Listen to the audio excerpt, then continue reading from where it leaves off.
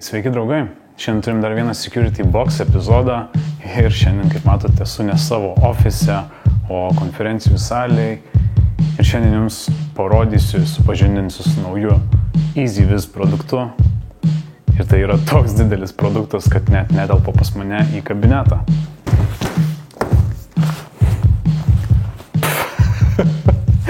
Ir tai yra EasyViz dulkių siurblys, o tiksliau 3.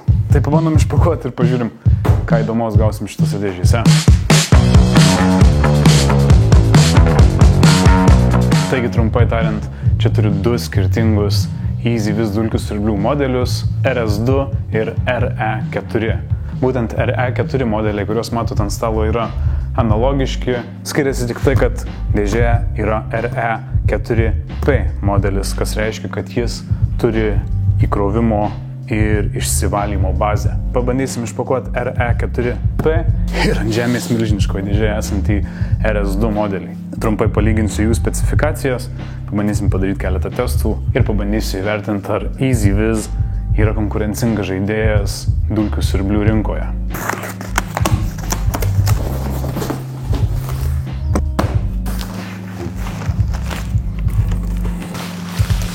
Taigi, kaip matot, ant stalo turiu 3 dulkių siurblių komplektus. Kaip ir minėjau, čia turim RE4 ir RE4P modelį. P reiškia plus ir būtent RE4 galima įsigyti kaip vien tik siurblį arba siurblį su išsivalymo baze. Na ir čia turim didįjį tėtušį, turim RS2, visiškai profesionalų dulkių siurblį robotą. Kaip matom ant dėžių, jie veikia su Google Home ir Amazon Alexa ir viena iš patogiausių specifikacijų yra ta, kad būtent šie siurbliai veikia toj pačioj aplikacijoje kaip ir EasyViz vaizdo stebėjimo kameros ar EasyViz apsaugos sistema. Tai pabandau išpakuoti, pažiūrim kaip jie skiriasi, nes dėžės akivaizdu, kad ši yra vos ne 2 didesnė. Kažkokių didelių testų ar palyginimų, manau, nedarysim. Nebent parašysit, kad norit, tada pabandysim padaryti. Bet šiandien iš esmės mano tikslas yra parodyti naują produktą rinkoje, kuris, mano galva, yra tikrai konkurencingas tiek kainos atžvilgiu, tiek funkcionalumu. Ir lyginant su konkurentais, Xiaomi arba kitų gamintojų siurbliais, jie praktiškai niekuo nenusileidžia. Atidarę pirmąją dėžę RE4 siurblio gauname greitą starto gidą, gauname plaunamą šluostę, turim patį dulkių siurblį robotą, gaunam papildomų filtrų, šepetėlių, papildomą šepetėlį pakeitimui, kai jis susidėvės. Na ir žinoma, turim pačią krovimo ir išsivalymo bazę.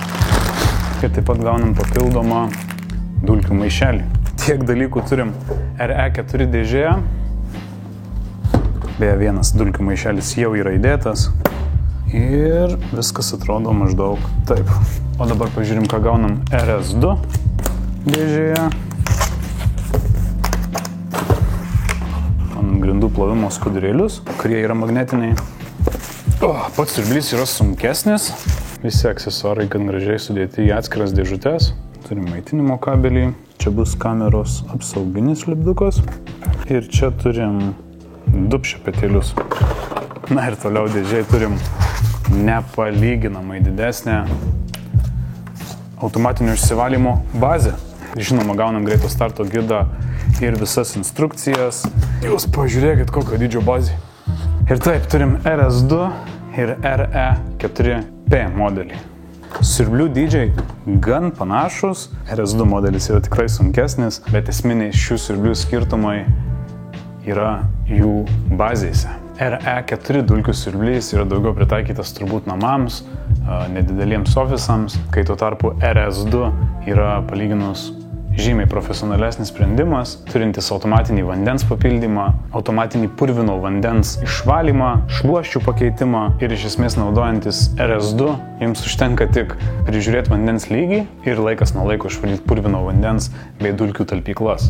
Taip pat, kaip matot, skiriasi grindų plovimo šluostės.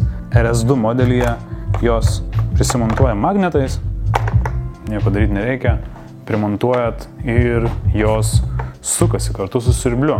Ir siurbliui grįžus į bazę, jos automatiškai yra nuimamos, išplaunamos ir išdžiovinamos. Kai tuo tarpu RE4 modelis turi standartinio tipo, galima sakyti standartinio, nes dauguma dulkių siurblių robotų naudoja tokią pačią sistemą, papildomą šluostę, kuri, beje maišelyje jos yra pridėtos dvi. Tai jis turi papildomą šluostę, kuri prisimontuoja prie siurblio apatinės dalies. Ir RE4 siurblys turi išimamą vandens talpyklą, kuri talpina iki 300 ml vandens ir šias šluostės po kiekvieno plovimo reikia nuimti ir pačiam išplauti. Abu siurbliai turi LiDAR detektorius, kas reiškia, kad jie po namus galės naviguoti sklandžiai, nenuvažiuos nuo laiptų, išvengs daiktų ir nesidaužys į sienas. Aukštis pačių siurblių yra praktiškai vienodas. RS2 modelis galbūt yra šiek tiek aukštesnis dėl LiDAR sensoriaus viršaus. Abu siurbliai anot gamintojo vienu įkrovimu išsiurbia apie 300 km2 ploto. Abu turi LiDAR sensorius ir RS2 dulkių siurblys priekinėje dalyje turi 3K raiškos kamerą, kurios vaizdą galite matyti tarp kitų EasyViz vaizdo stebėjimo kamerų EasyViz programėlėje. RE4 siurblys turi išimamą dulkių ir vandens talpą, kai tuo tarpu RS2 siurblys turi pakeliamą dangtelį ir šitoj vietoj galima išimti dulkių talpyklą. Į RE4 siurblio vandens talpyklą telpa 300 ml vandens, RS2 siurblys talpina 150 ml vandens, bet vanduo kiekvieną kartą yra pakeičiamas bazėje. Viršutinėje dalyje RE4 siurblys turi du mygtukus, tai Home ir įjungimo mygtuką, RS2 siurblys turi tik vieną mygtuką ir tai yra įjungimo mygtukas. Ir žiūrint į dulkių siurblius iš apačios, galime matyti, kad RE4 turi vieną šepetėlį, RS2 turi du šepetėlius ir plovimo šluostys yra visiškai skirtingos, kaip jau minėjau prieš tai. Na ir centriniai šepetėliai ant abiejų dulkių siurblių atrodo labai panašiai. Taigi, manau, būtų protinga juos pabandyti paleisti ir pridėti prie programėlės.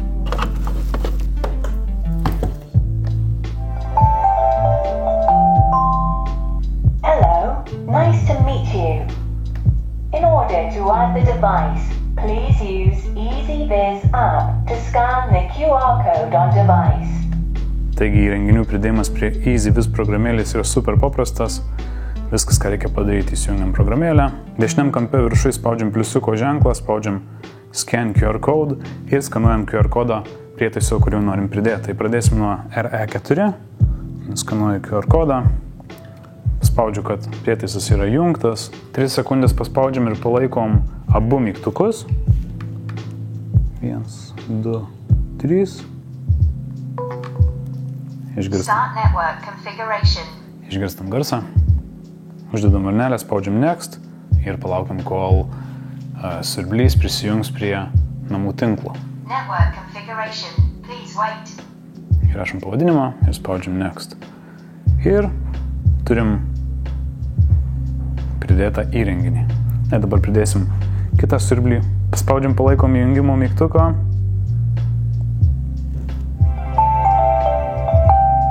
Siurblys įsijungia. Spaudžiam Scan QR code. Hello, nice to meet you.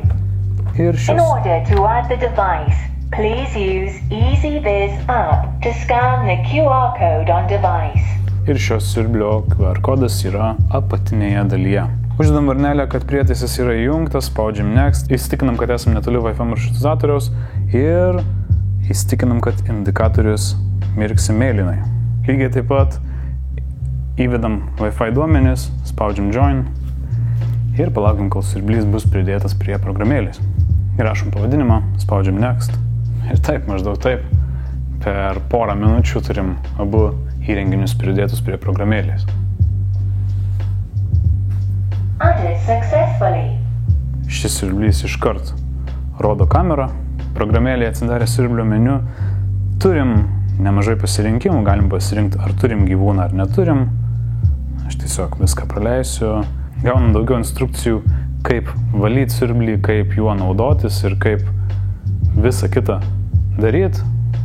Tai tuos žingsnius siūlyčiau praeiti ir išmokti juo naudotis. Viršutinėje dalyje galima matyti, kiek siurblio baterijos turim likę, šiuo metu turim 61%. Spaudę map galim matyti žemėlapius. Abu siurbliai palaiko kelių namų aukštų žemėlapius, kas reiškia, kad galima sudaryti kelių skirtingų aukštų žemėlapius ir siurbliai žymiai efektyviau valo namus. Galim spausti preview ir galim matyti tą vaizdą, kurį tuo metu mato kamera. Ir kaip matot, kamera mato tikrai platų vaizdą, nors esu per ištiestos rankos vaizdą iki kameros, jį mato tiek plačiai, kiek yra mano rankos. Spaudę padidinti galim matyti vaizdą ir netgi pasirinkti kameros rezoliuciją, jeigu esam ten, kur yra prastas interneto ryšys. Galim padaryti nuotraukas, žinoma, galim įrašyti vaizdą ir netgi galim pasinaudoti two-way talk funkciją, nes siurblys turi garsiakalbį.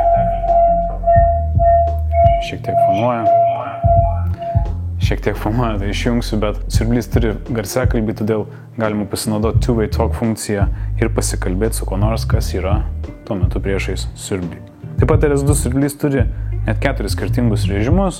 Galima pasirinkti plovimą bei dulkių siurbimą skirtingais būdais.